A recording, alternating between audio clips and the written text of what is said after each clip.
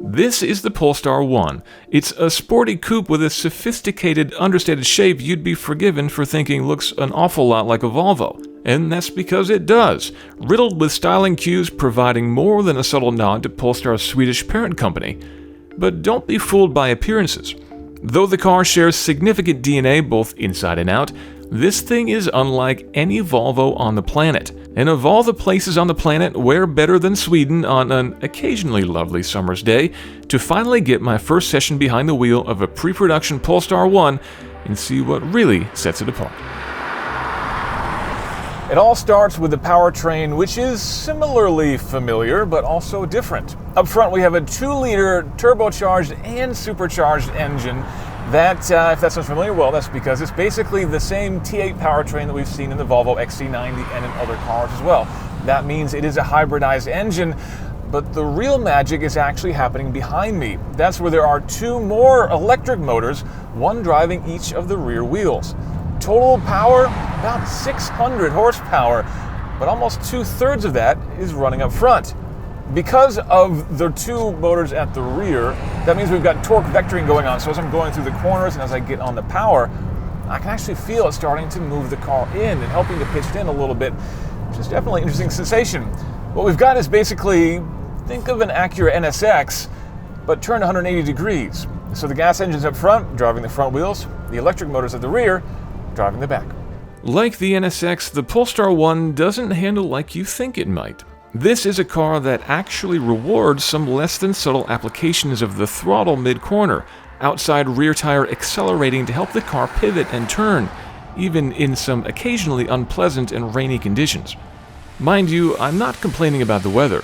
Though sometimes less than ideal for filming, soggy roads are absolutely ideal for feeling out the natural behavior of a car. As it turns out, that behavior on the Polestar 1 is very good indeed. A lot of that comes down to the Öhlins dampers, and Öhlins makes some of the best suspension on the market, but interestingly in the Polestar 1, these are basically old school shocks. There's no adaptive suspension going on here. Yes, you can adjust them if you want to, but you need to pop the hood and turn some knobs if you're doing so. You might think that would lead to some compromised handling, that it would be either too stiff or too soft, but I actually think that the Polestar engineers have done a really good job of finding that perfect sweet spot. Yes, the car is firm, but it's not punishing, and when it comes over a crest or over a bump, it just settles immediately. And you just feel like you can get right back on the power again and dive right back into the next corner. It feels really, really well balanced, especially for a car that weighs as much as this one does. This car weighs, are you ready for this? Over 5,100 pounds. That's more than the Tesla Model S, more than a Bentley Continental GT. But out here in the corners, you'd never know it.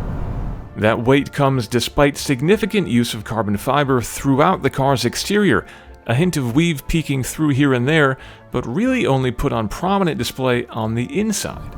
To continue on the familiar trend, the interior here features a lot of components that we've seen on other Volvos before. The steering wheel, the seats, the Sensus infotainment system, even the crystal shifter are the same sort of things that you'd see on an XC90 or an XC60. But weirdly, it actually all works here. And I think that that is testament to how good Volvo's interiors are these days, that you can take the interior out of a $60,000 or $70,000 SUV, drop it into a car that costs 2 or 3 times as much, and it still looks good. But there have been some pretty significant upgrades. We've got carbon fiber all over the place to emphasize the sportiness, and an upgraded B&W sound system that sounds remarkably good. And that leaves just one final aspect of the Polestar 1 to discuss: the look of the thing. I've saved the best for last because I believe this is a remarkably good-looking car, but again, a familiar one. It's an almost perfect copy of a 2013 concept car from Volvo called, appropriately, the Concept Coupe.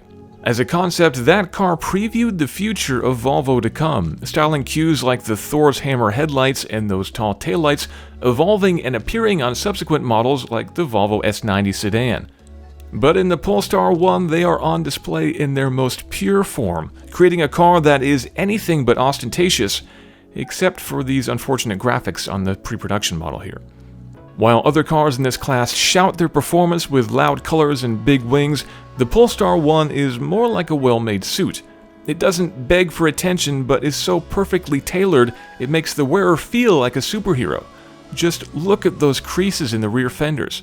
Savile Row has nothing on this. The Polestar 1 then is a complex proposition. A 600 horsepower heavyweight with the agility of something far lighter and, frankly, the interior of something far cheaper, all wrapped in a delightfully understated package. While the fully electric Polestar 2 looks to push the brand into new territory, the Polestar 1 is a mixture of familiar and fresh, less a clean break and more of a smooth transition, and a beautiful sign of good things to come.